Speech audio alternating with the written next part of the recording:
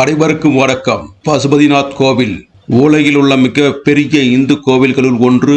நேபாள தலைநகரமான காட்மாண்டூரில் அமைந்துள்ள இக்கோவில் சிவபெருமானுக்காக அர்ப்பணிக்கப்பட்ட கோவிலாகும். இக்கோவிலில் வழிபடும் பசுபதிநாதர் நேபாளம் இந்து நாடாக இருந்து மத சார்பற்ற நாடாக மாறும் வரை அந்நாட்டின் தேசிய கடவுளாக இருந்து வந்தார். இக்கோவில் யுனெஸ்கோவின் உலக பாரம்பரிய சின்னங்களின் பட்டியலில் இடம்பெற்றுள்ளது. பசுபதிநாதரின் பக்தர்கள் மட்டுமே இக்கோவில் வளாகத்துக்குள், அதாவது இந்துக்கள் மட்டுமே இக்கோவில் வளாகத்துக்குள் அனுமதிக்கப்படுகின்றனர். இந்துக்கள் அல்லாதோர் பாக்மதி ஆற்றின் மற்றொரு கரையிலிருந்து மட்டுமே கோவிலை பார்க்க அனுமதிக்கப்படுகின்றனர். கைலாய மலையில் வாழ்வது சிவனுக்கு மிகவும் மறுத்து விட்டதால் அதிலிருந்து விடுபெறும் பொருட்டு ஒரு நாள் புதிய இடம் ஒன்றை தேடினார்.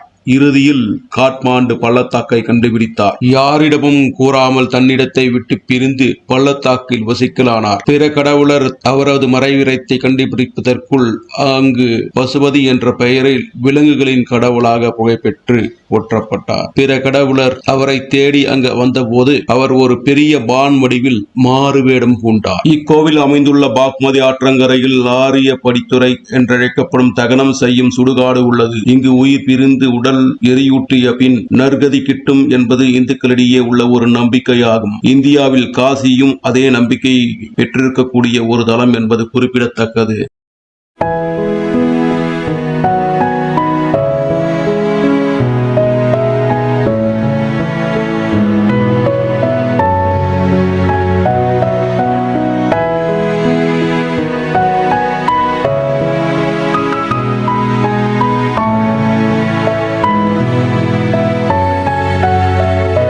அடுத்து நீங்கள் பார்த்து கொண்டிருப்பது சுயம்புநாதர் கோவில். காட்மாண்டில் மேற்கு திசையில் 365 படிக்கட்கள் கொண்ட ஒரு சிறு மலையில் தூபியுடன் அமைந்த பண்டைய கால பௌத்த கோவிலாகும். இருப்பினும் இது இந்து மற்றும் பௌத்த பயணிகளுக்கு புனிதமான கோவிலாகும்.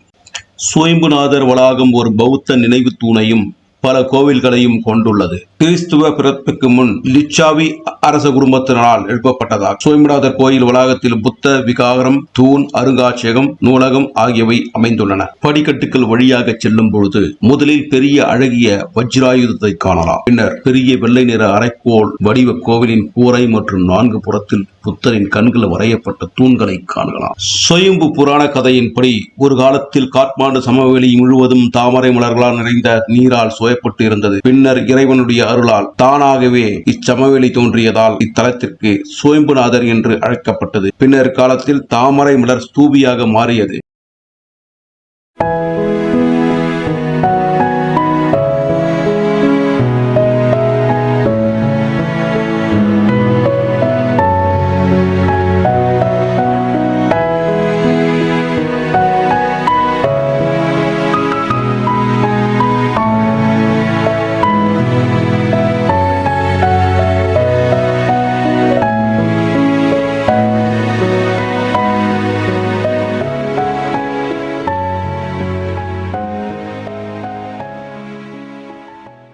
நாட்டின் திபெத்திய பௌத்தர்களின் பெரிய கோல வடிவிலான விகாரையில் அமைந்த 36 மீட்டர் உயரமுள்ள நினைவு தூண் ஆகும். இந்த புத்தநாத் ஸ்தூபி வானளாவிய உயரத்தில் காணப்படும் இப்பழமையான பௌத்தநாத் மடாலயத்தின் நினைவு தூண் உலகின் மிக பெரியதாகும்.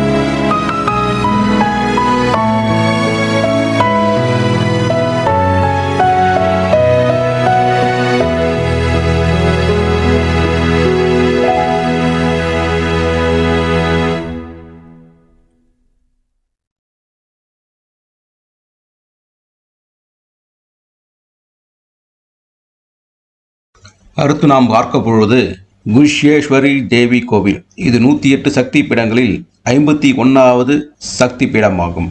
தேவியின் இரு முழங்கால்களும் இந்த இடத்தில் விழுந்ததாக நம்பப்படுகிறது.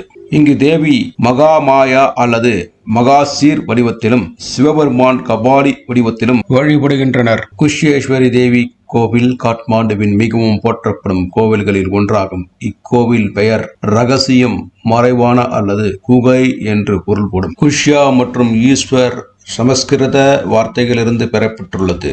குஷ்யேஸ்வரி என்ற பெயருக்கு நேரடி பொருள் குகை தேவி என்பதாகும். இக்கோவில் பூட்டானில் உள்ள பகோடா பாணியில் கட்டடக்கலையில் வடிவமைக்கப்பட்டுள்ளது. சிவனுக்கு முன் சக்தி வழிபட வேண்டும் என்று நம்பப்படுவதால் பசுபதிநாத் கோவிலுக்கு செல்வதற்கு முன் குஷ்யேஸ்வரி தேவி கோவிலுக்கு செல்ல வேண்டும்.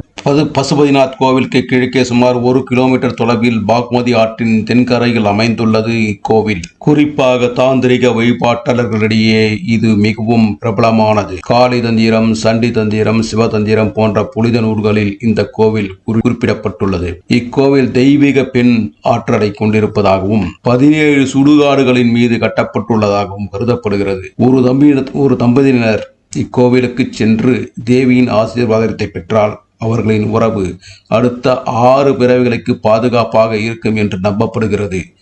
பெண்கள் தங்கள் கணவர்களின் நல்ல ஆரோக்கியம் மற்றும் நீண்ட ஆயுளுக்கான ஆசீர்வாதத்தை பெற இக்கோயிலுக்கு வருகிறார்கள். காட்மாண்டுவில் உள்ள புத நீலகண்டர் கோவில் 5 மீட்டர் நீளமுள்ள ஒரே கல்லால் ஆன நீரில் மிதப்பது போல் காட்சியளிக்கும் பிரம்மாண்டமான பெருமாள் விஷ்ணு சிலை புகைப்பெற்றதாகும். ஆதிசேஷன் மீது யோக நித்திரையில் இருக்கும் விஷ்ணுவின் பிரம்மாண்டமான சிலை. இக்கோவில் கட்டுமானம் மற்றும் சிலைகள் 17ஆம் நூற்றாண்டில் தமிழ்நாட்டின் கலை மற்றும் கலாச்சார தொடர்பு கொண்டுள்ளதாக வரலாற்று ஆய்வாளர்கள் குறிப்பிடுகின்றனர். சிவபுரி மலையடிவாரத்தில் காட்மாண்டு பள்ளத்தாக்கில் வடக்கே அமைந்துள்ளது. கார்த்திகை மாதம் ஹரிபோதினி ஏகாதசி அன்று இங்கு லட்சக்கணக்கான பக்தர்கள் வழிபாடு நடத்துகிறார்கள். இந்த வீடியோ பதிவு உங்களுக்கு பிடித்திருக்கும் என்று நம்புகிறோம். நன்றி, வணக்கம்.